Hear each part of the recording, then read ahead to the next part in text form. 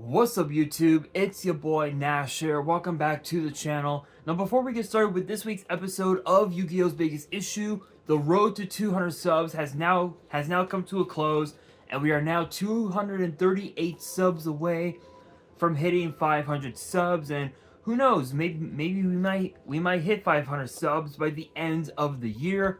Only time will tell, but as I've said in previous videos, if this channel does get to 500 subs, I will open up this Korean LOB booster box in its entirety on the channel that I got from my partners over at Collector Store. So be sure to check them out. Link and address will be in the description below. By checking them out, not only does it support them, it also supports the channel, and I would greatly appreciate it. On the hopes to potentially pull a Blue Eyes White Dragon, a Dark Magician, a Red Eyes Black Dragon, a Piece of Exodia, Monster Reborn, Pot of Greed. The possibilities are out there. However, if this channel gets to 1,000 subs, I will open up this first edition Toon Chaos box in its entirety on the channel that I also got from my partners over at Collector Store, on the hopes to potentially pull a collector's rare out of this set. But with that being said, if you guys want to see these boxes get opened, maybe you guys want more episodes of WWE's Biggest Issue. Maybe you guys want more episodes of Yu-Gi-Oh's Biggest Issue. Deck profiles, card discussions, WWE topic videos, or maybe, just maybe, you guys want some premium live event predictions and results.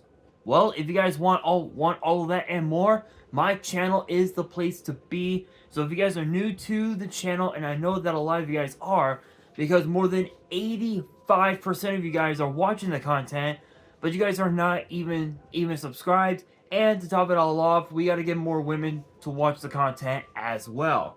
So if you guys are watching the content, you like the content, and you want more of the content, but you guys have not subscribed as of yet, then make sure you guys do indeed subscribe to the channel, turn on the notification bell, smash that thumbs up button on this video, and as always, make sure you guys are following me on all of my social media. All of my ads will be in the description below, as will the info to my fan mail. It'll also be down in the description as well.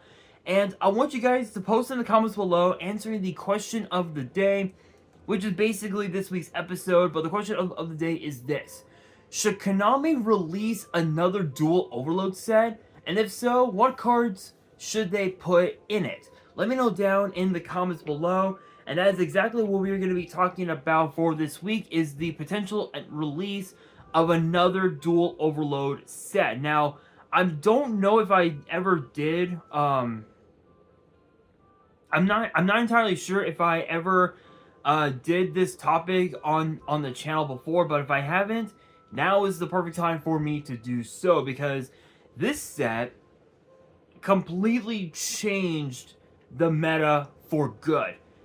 So its North American release date was March 20th, 2020. That was over 4 years ago. And thinking on it is it's pretty crazy, because you look at the cards that were in this set. It was absolutely insane. How many cards were in this set? There was like at least 100. Yeah, there was like at least literally 100 cards in this set. And the cards in here were as followed. You had Crystron Halka-Fibrax, which ended up getting banned. What I want to say about a year or two later after its release, which is crazy. Celestial Night Lord Parshath, Alien Shock Trooper M-Frame, Triple D Abyss King Gilgamesh, Raid Raptor Weistrix, Condemned Dark Lord, Five-Headed Link Dragon, Protector Web of the Destruction Swordsman, Union Carrier, Ancient Gear Ballista, Herald of Mirage Lights, some more Bird of Sovereignty, Extra Hero Infernal Divisor, which is mainly used for evil heroes, which is pretty crazy. Celine, Queen of the Master Magicians, Crossroads Dragon, Reptilian Echidna, Mega Fan Beast, Aurora Dawn, which also ended up getting banned about a year or two later. Bujinki Ahashima, which funny enough is perfect for pretty much any and all light based decks in the format, including Lightsworn, which is pretty crazy. Artifact Dagda, Bloom Harmonist, the melodious composer, Predaplant Verde, and Anaconda, which ended up getting banned about exactly 2 years later, funny enough.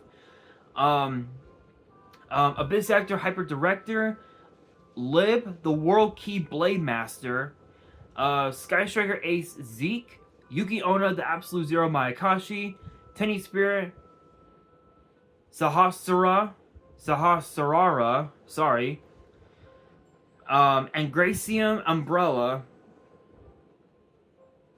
Firebrand Hymnist, Armor, the Star Leader Dragon, Awakening of the Possessed, let's see here, Kingyo Suki? Yeah, Suki, I believe that's pronounced.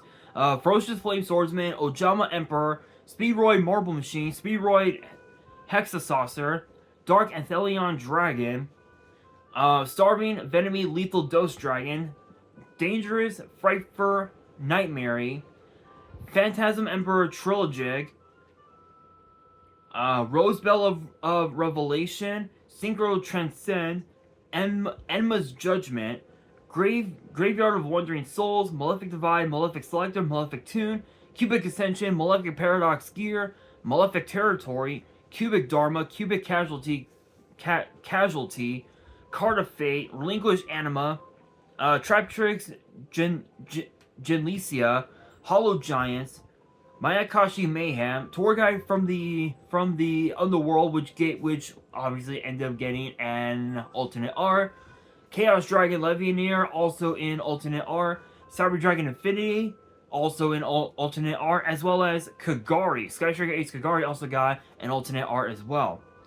Vanity's Ruler, Gigaplant, Swap Frog, White Giraffe, White Mare, Blackwing Zephyros, Scrap Orthros, Monalche Mageline, Destiny Hero Celestial, Secret Six Samurai Fuma, Magical Musketeer Casper, Magical Musketeer Starfire, Witchcrafter Madame Veer, Fantastical Dragon Phantasme, Saravis, the Ancient and Ascended, Last Warrior from Another Planet, King Dragoon, whoop, sorry guys, hit my desk, sorry, King Dragoon, Super Viacroy Stealth Union, Chaos Goddess, Cypher Lord Omega, Dagosto Emerald, Monolshe Pudding Sets, Chocolate a la Mode, number 27, Dreadnought Dreadnoid, Dengirsu, Selma Grey Almirage, MST, Magic Formula, Terraforming, Double Evolution Pill, Deck Lockdown, Zombie World, Cyber Emergency, Hysteric Sign, Golden Castle of Stromberg, Sign and Mining, Witchcrafter Creation, Compulse, Paleozoic Dinomischus, Infinite Impermanence, and Cybernetic Overflow. Those were all the cards that got printed in this set, and out of every single one, especially all the new cards that were in this set. Let's see, 1, 2, 3, 4, 5. I want to say about 6 or 7 of the new cards ended up getting banned on the ban list at some point down the road. Some of them ended up getting banned just months after its release. Others ended up getting banned not even, like, I would say about, I think it was like maybe a year or two later after its release. But the question is it wise for Konami to release another version, another dual overload? And the answer is yes. I feel like the 2024-2025 year would be the perfect opportunity for Konami to release another dual overload set. And the reason why is because there are still so many cards from the from the anime that we're still missing. We're still missing a lot of My Valentine's cards. Yugi is still missing some cards. Kaiba's still missing a few cards. I think we're still missing some of Raphael's cards from the Waking the Dragons arc. Dart's cards, Valen's cards. We're still waiting to see if Konami will ever release any of Valen's armor cards, which I don't think they will, but it's possible. It is 100% possible. I mean, there's still so many characters from the entire franchise that have yet to have their cards released. And I feel like a set like Duel Overload is the perfect chance for Konami to release them, and maybe even also reprint some older Go format cards with a bit of an errata, which could be like, which they could bring back. I'll say Cold Wave, where I guess the effect would be a hard once per turn, I guess, maybe, or maybe even a once per duel type of effect, or maybe, or something like that. I'm not entirely sure, but or they could also do they could also reprint something like Painful Choice, where if it was given an errata, it could do like pick five spell cards, send them to the grave. Your opponent chooses one, it gets added to your hand. The rest go back into your deck or something like that. So something like that. But I think as well, if you look at reprints, cards that definitely should get reprinted, hands down, definitely has to be cards that never got reprinted that much. And I think a card like the so-called Forbidden Yu-Gi-Oh card, which is obviously we know Elemental Hero Air Neos, definitely should get reprinted. But for some reason they're calling it the Forbidden Yu-Gi-Oh card, but I'm not entirely sure why. It's weird. I don't know. There's a legend saying there's legends saying that it has something to do with some airline, some airline. I don't know what the hell, but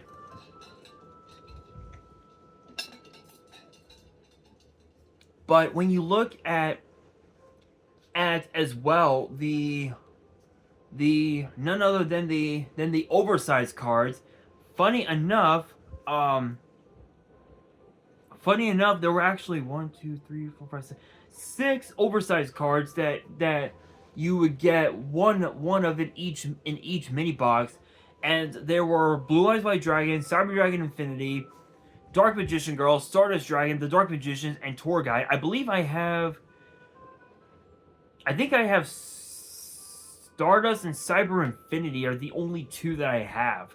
I'm gonna have to take a look and see what my oversized cards are, and I might end up posting them on my Instagram just for fun. So if you guys do want to follow me on my social media, my ads will be in the description.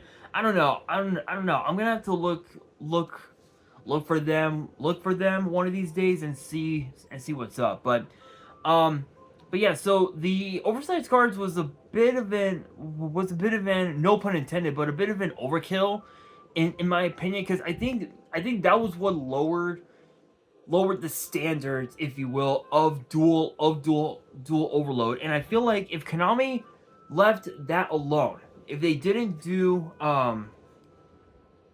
if they didn't do oversized cards, 100% I could totally see the next dual overload set becoming a massive hit. In my opinion, I could see it becoming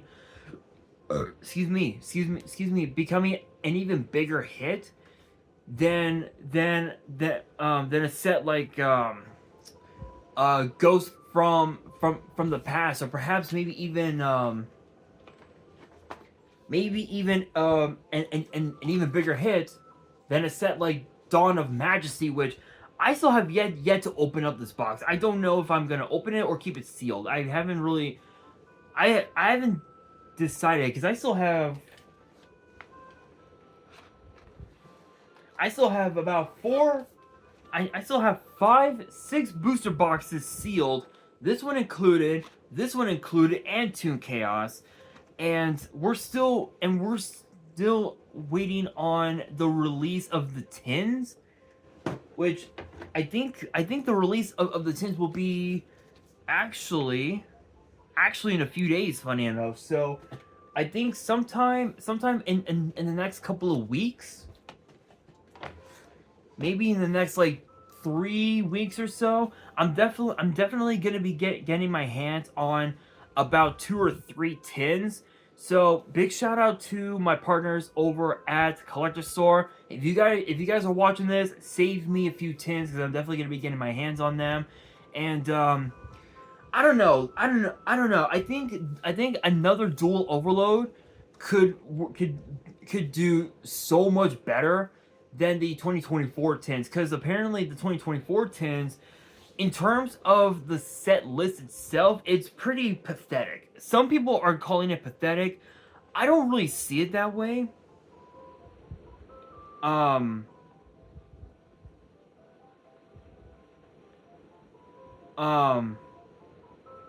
Which apparently they're calling it they're calling it the 25th anniversary 10 dueling mirrors.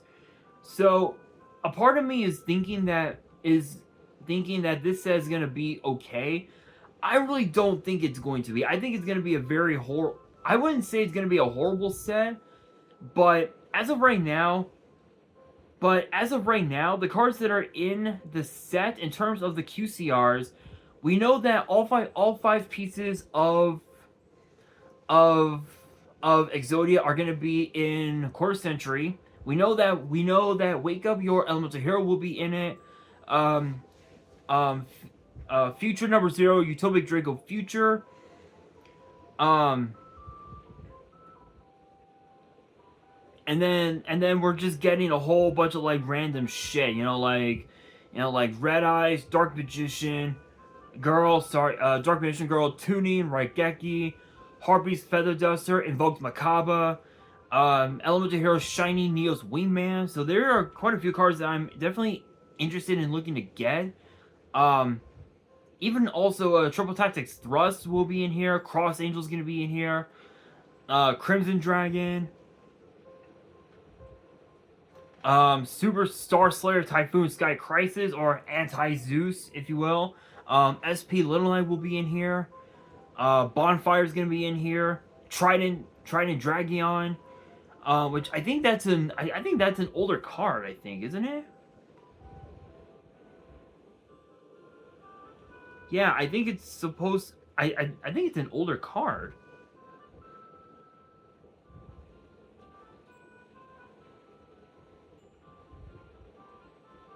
Yeah, it's literally an older card from fucking over like a decade ago, which is stupid. Galaxy Summoner, Dynamondo. Yeah, you got so many crazy cards, but a lot of them aren't even worth it. So that's why a lot of people are hating on the tins, is because of that. It's because of the fact that we're going to be getting at least a little over 400 cards in this set, and it's not even a lot of people are saying that it's not worth it, where as opposed to a set like Duel Overload, 100 cards, and it basically is almost kind of like a booster set, like kind of like Dawn of Majesty or something like Phantom or something like Phantom Nightmare or something like that. But again, I think this time of the year, or perhaps like at the beginning of next year, will definitely be the perfect chance for Konami to release another Duel Overload set. And as far as like what new cards we could see, hands down, I would love to see Darts get his cards printed, Valen getting his cards printed, Alistair, Mai, whoever. I think now would be the perfect chance. And the question becomes, will it happen?